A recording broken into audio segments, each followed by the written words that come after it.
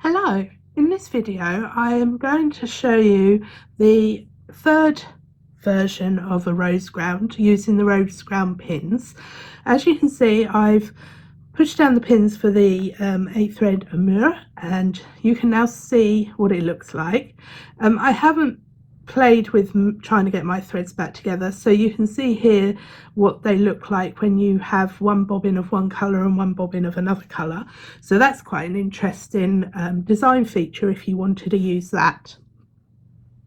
Now, on this previous rose ground, we completely ignored the cross stitch and twist part of the rose ground. On this one, we're actually going to ignore the two side pins.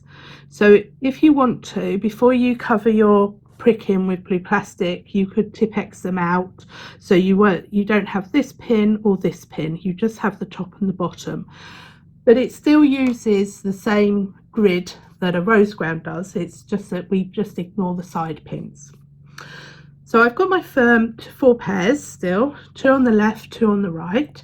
And this time the first part is going to be a half stitch, so I'm going to half stitch those 2 together, and then I'm going to half stitch these 2 together. So that's my first part done. I'm now going to do my first pin, which is my top pin. So I'm going to do a half stitch, pin up, and then I'm going to close that half stitch. I'm then going to half stitch my 2 side pairs but not pin up. So that's my left side half stitched, this is my right side half stitched, and they're not pinned, so that's going to be completely ignoring the 2 side pinholes that you've got. We're just completely ignoring them, we're just using the top and bottom pinhole. So now I'm going to do a half stitch, pin up,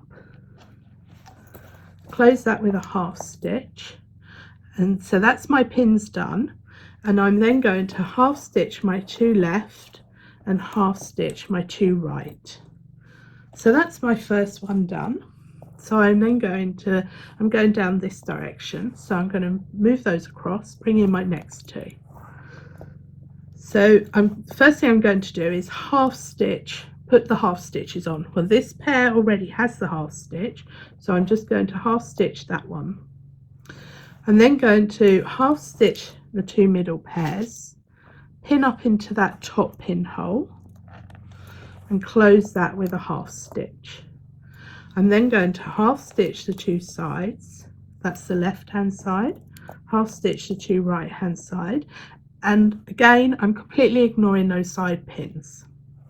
I'm then going to do my half stitch into my bottom pin and then close that with a half stitch, and then to finish it off I'm going to do my half stitch on my 2 left hand pairs and my half stitch on the 2 right hand pairs. Now what you should start seeing is there's 2 lines starting to emerge here. Look, there's one line there and one line there. So that's what you're looking for. So I'm going to ignore the right hand pairs, bring in my next 2 left hand pairs.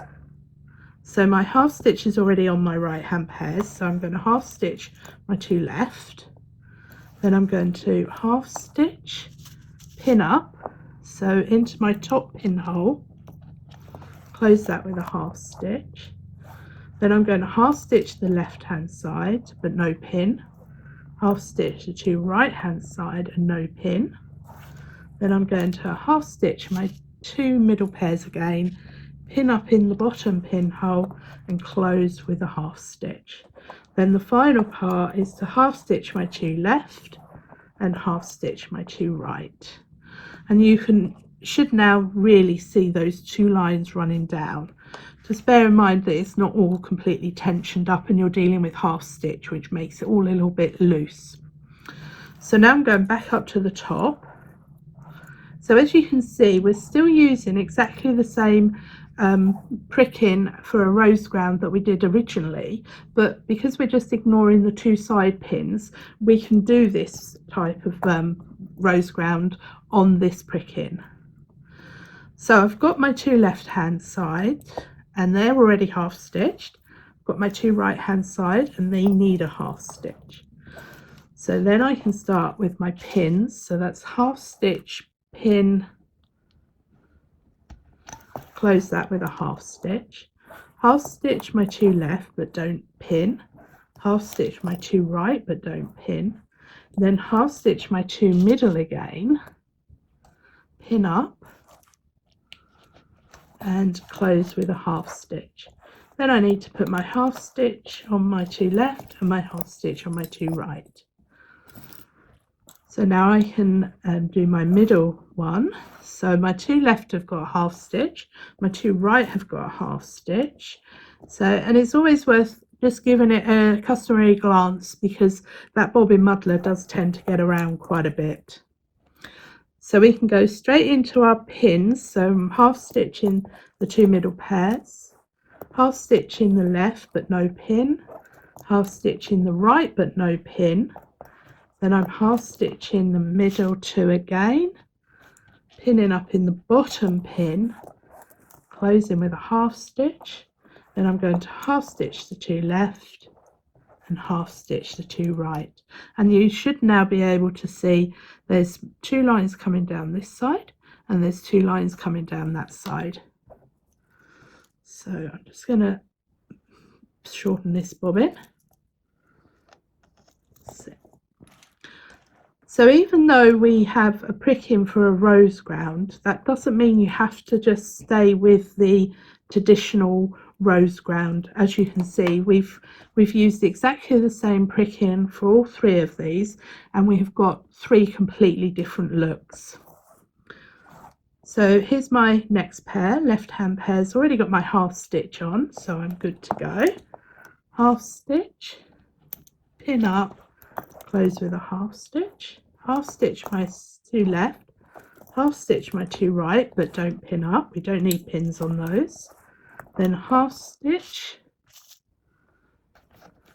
pin up and close with a half stitch, and then we can do the half stitch on the left two pairs and the half stitch on the right two pairs.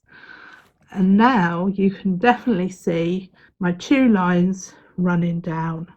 So this almost looks like, you remember those chairs in the 70s that had the like a Lloyd loom chair effect? So it's really pretty when you get lots of it all together. Unfortunately, this is just a little taster, but it's worth trying it in lots of different rose grounds and seeing which one you really like. So I'm on my last row, and I've got my two left hand pairs which are already half stitched, so I'm half stitching my two right, and then I'm straight into my pins,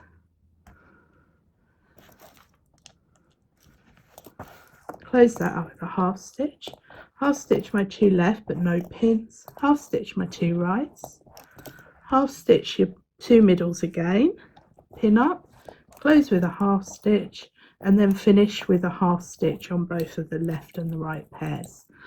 So this one is actually quite a quick one to do. So because you're not actually working two pinholes. So I've got my next two pairs, they've already got half stitch on, so off we go again straight into our pins, which is really nice. So there's my half stitch and my two middle ones, half stitch my two left, half stitch my two right but no pinning, half stitch, pin up, close with a half stitch, and then half stitch my two lefts and my two rights. So now we're on to the final one. We've got all our half stitches on, which is really nice because you can just go straight into your pins, half stitch the two middle, close that, half stitch the two left but don't close, half stitch the two, don't pin up, half stitch the two right, don't pin up, then half stitch the two middle pairs, pin up, close with a half stitch, and then half stitch your two left and half stitch your two right. And then now you can really see those two lines that I'm talking about coming down. The whites are coming down this way and the golds are coming down that way. So that's the a different version, and you've still used exactly the same pricking that you've used for all the others, but because we've just missed out 2 pinholes, which there is no reason why you have to work every pinhole if it's there. If you have a pattern that fits your pins but omits two pinholes, it doesn't matter, you can still use it. And once you get into the rhythm, as you can see, it's fairly quick and easy to do, and it looks completely different to that first rose ground that we did and the second rose ground. So I hope that makes some sense to you, and I'm hoping that you'll use this and start replacing some of the designs in your patterns that you have to make them more personal to you. Thanks for watching.